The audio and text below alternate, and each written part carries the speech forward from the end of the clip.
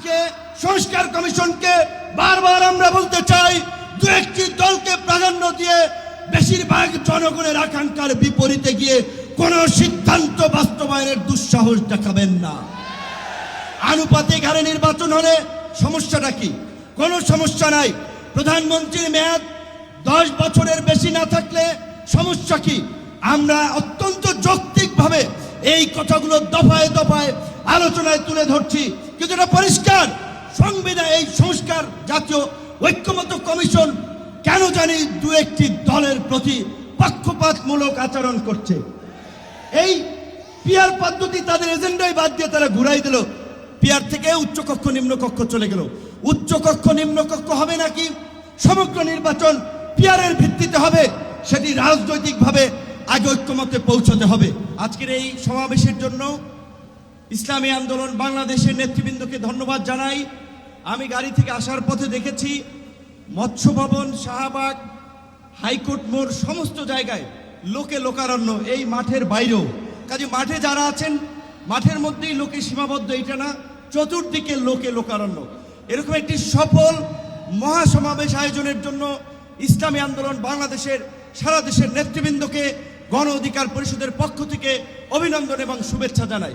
অভিনন্দন এবং শুভেচ্ছা জানাই ইসলামী আন্দোলনের পীর সাহেবকে এবং তার সাথে অন্যান্য সিনিয়র নেতৃবৃন্দকে, যারা আজকের ইসলামী আন্দোলনের এই সমাবেশে বাংলাদেশের প্রায় সকল মত পথের রাজনৈতিক দলের নেতৃবৃন্দকে এই মঞ্চে একত্রিত করেছেন।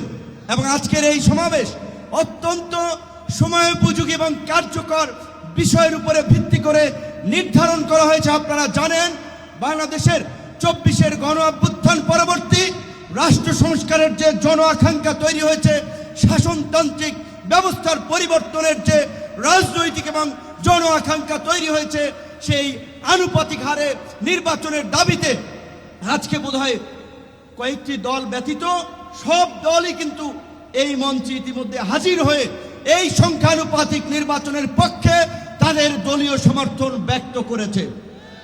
আমরা পরিষ্কারভাবেই সংস্কার কমিশনকে বলতে চাই, সমাবেশ শুধু একটা দলের দেখেছেন, সবেমাত্র শুরু হয়েছে। ইসলামী আন্দোলন আজকে করেছে, 19 তারিখ জামাত করবে, তারপরে গণ অধিকার পরিষদ করবে। রাষ্ট্র সংস্কার এবং জন আকাঙ্ক্ষার বাস্তবায়নে সমস্ত রাজনৈতিক দলগুলো জনসমাবেশের মাধ্যমে এই সরকারকে তাদের সমর্থন দেখিয়ে দেবে। তাই আমরা বলতে চাই, কোন দু একটি দলের উপরে ভিত্তি করে দু একটি দলের কথায় সংস্কারের নকশায় পরিবর্তন আনা যাবে না।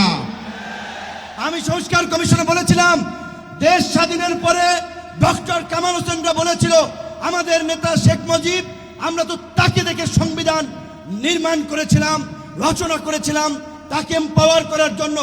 আজকে সংস্কার কমিশনকে বারবার আমরা বলতে চাই, দু একটি দলকে প্রাধান্য দিয়ে বেশিরভাগ জনগণের আকাঙ্ক্ষার বিপরীতে গিয়ে কোন সিদ্ধান্ত বাস্তবায়নের দুঃসাহস দেখাবেন না। আনুপাতিক হারে নির্বাচন হলে সমস্যাটা কি? কোনো সমস্যা নাই। প্রধানমন্ত্রীর মেয়াদ 10 বছরের বেশি না থাকলে সমস্যা কি?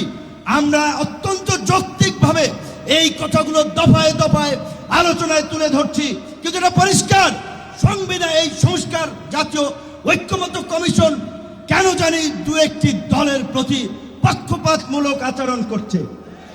এই পিয়ার পদ্ধতি তাদের এজেন্ডায় বাদ দিয়ে তারা ঘুরাই দিল। পিয়ার থেকে উচ্চকক্ষ নিম্নকক্ষ চলে গেল। উচ্চকক্ষ নিম্নকক্ষ হবে নাকি সমগ্র নির্বাচন পিয়ারের ভিত্তিতে হবে, সেটি রাজনৈতিকভাবে আগে ঐক্যমতে পৌঁছাতে হবে।